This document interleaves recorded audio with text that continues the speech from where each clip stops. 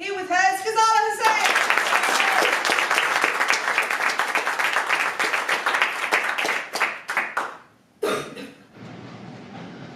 Welcome everyone. As Carly said, I'm Ghazalla. So I'm going to be talking to you about my coaching journey.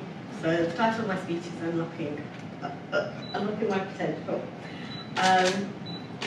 And it came to me by chance, a chance encounter with an old friend.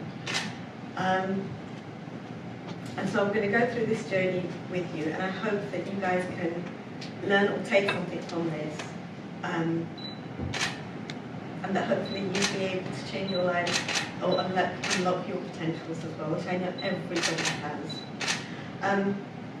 So like Colin said again, in my bio, that I'm married, 4 children, got my own house, got a job, everything's going fine for me. I'm enjoying everything, I haven't got anything that I've got to complain about. And I'm very happy with where I was.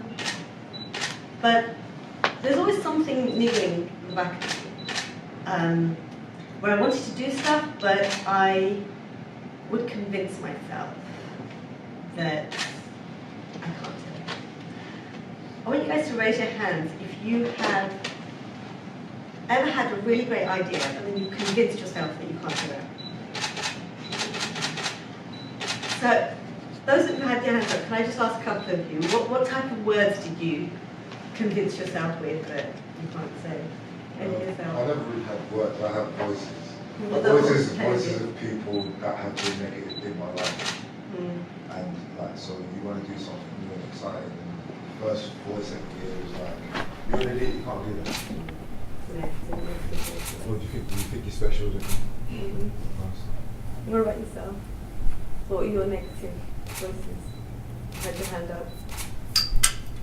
No? Oh, okay. I'm not too sure about negative voices necessarily, but just thinking, oh, I'm not quite sure whether I should be doing this. So doubt. Yeah.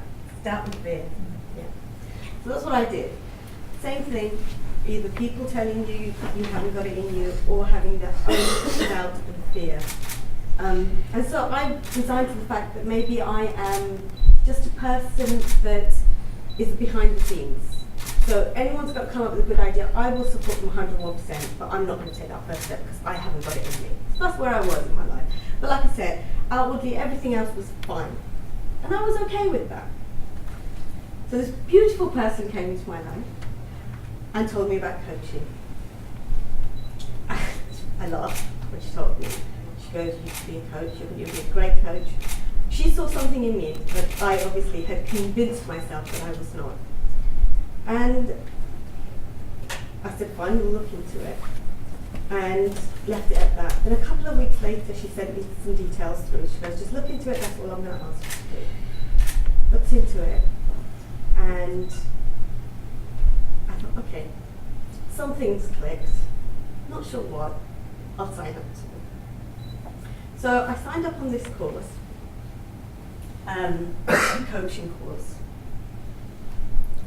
And this whole new me came out. I rediscovered me, who Ghazalla is. So you had the mum, the one who's got the job, the one who's doing the day-to-day, everyday routine, and she was happy. But there was me. And it was like the layers of the onion being peeled off. And I was discovering this.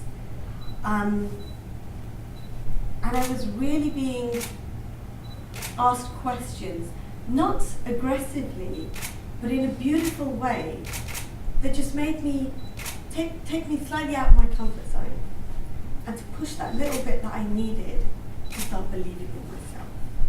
And I did. And we talked about what was important to me, my values. We talked about what my true feelings were, and actually talking about them and expressing them with other like-minded people. And the sessions that we would have, the classroom environment was amazing, truly amazing. There was this proper positive energy energy, which I don't think I had ever experienced. And I left that course, the course finished, and I was all tears, and one that cries a lot. And there were loads of tears, because I was just going to miss that energy. But I know that it's going to stay with me if I want it to. If I don't let those voices of doubt and fear come back into me, I can still be who I am. So today, I am now a person, I'm a life coach, but I've also started taking those steps and creating spaces. These spaces that I'm working with initially at the moment, young people, providing them with open spaces to get them to believe in themselves. And I'm also working on developing a leadership program for them. And Ghazalla back there would never, ever have thought she would have been able to do that. But that journey that I went through and got there, I'm now who I am. I'd like for you just to take from this is that if you don't know about coaching or haven't heard about it, look into it. If you can find yourself a coach, we already talked about Emma, but there's another special person that I'm going to ask to stand up. Manas, if you could. She runs an amazing coaching course, and she does nothing but radiate positivity around. Hello. I can do it.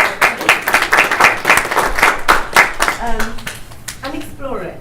And I can guarantee you will find something in yourself that you've convinced yourself that you're not. And from all of the wonderful speeches that I've heard today, they're fantastic, and that is what we need. We need to connect people, we need to bring people together and just use the right language to believe in ourselves.